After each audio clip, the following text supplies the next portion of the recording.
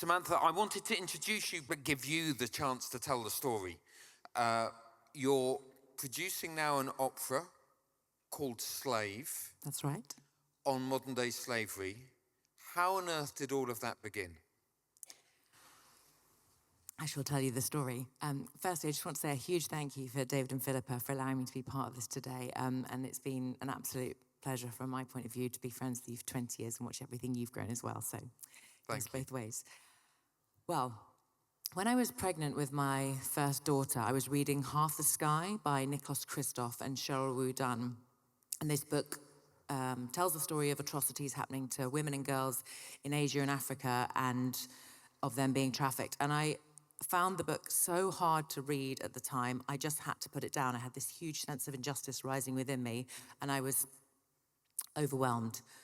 Moving forward to just a few weeks after my daughter had been born, and she was in her pram, I was pushing her near our home in Newham, not that far from here in London, and I began to see stickers appearing all over the traffic lights, the street signs, with just one word, massage, and a telephone number.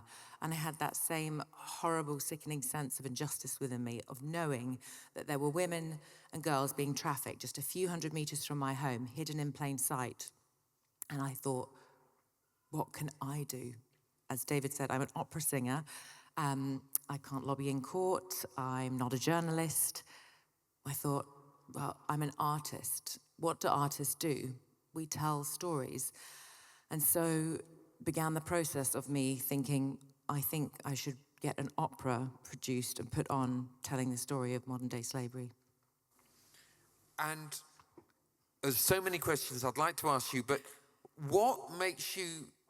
Give us your take on why use opera to bring modern-day slavery to people's attention. What is so powerful about art that it can do that? Data can touch the mind, but we believe art can change the heart. I think we need both. And art should be pulling us higher. And my dream for using opera to make people consider modern-day slavery was that I wanted to create a space where people could reflect on both the horror and the hope of the story. This particular story has been written by Rydian Brooke, and it's written like a dramatic thriller. And opera, I feel, is the absolute perfect medium for that. Yes. It's got the absolute best of orchestral writing, coupled with solo singers, with a chorus, with actors, lighting, costume, set design. And I believe it creates a powerful way for people to consider modern-day slavery, despite what Timothée Chalamet might say about the art form. Pablo Picasso said, art washes away the dust from the soul and everyday life. When you started to think about producing an opera, I know it was you described it to me once as like climbing Everest from where you were. For sure. So, how's it going? Well, from that moment with my daughter, that was 7 years ago. So if we truck forward about 4 years ago, I began to bring my core team together. So that would be a writer, librettist, the composer and the director. Now, of course, on that path, it's been winding. There have been ups and downs. As of now, the director, Keith Warner, will be directing Slave. Rydian Brooke, as I said, has been commissioned by my production company now, and just a few weeks ago has finished the libretto, the manuscript, which is very exciting. And I'm in the stage now of fundraising and commissioning the composer to write the music. This will take about 2 years. It's a full-length opera, and the premiere will happen after that. And you have an opera house to premiere in? Yes, and my dream is to build it globally. I would like to do a co-production model. In the world of opera, it's normal that somewhere will give a premiere, and often other opera houses will watch this and see how it's being viewed and then think about programming it later. However, I would like to break the model and have in quick succession several large premieres, so Central Europe, UK, America, and Canada. I mean, aim high. And to keep the interest up and to keep the story happening in quick succession with many premieres around the world. And we've had documentary companies also interested in creating a documentary around the subject matter too. So it's just sort of beginning to have a life of its own, which is very exciting. Well, that's fantastic. If ever there was an industry, it would seem to me, that is due some disruption, it would be that of opera. So For sure. that sounds fantastic. What would you say? There's lots of creatives in the room, lots of entrepreneurs in the room, lots of people carrying ideas. What have you learned yourself in this process?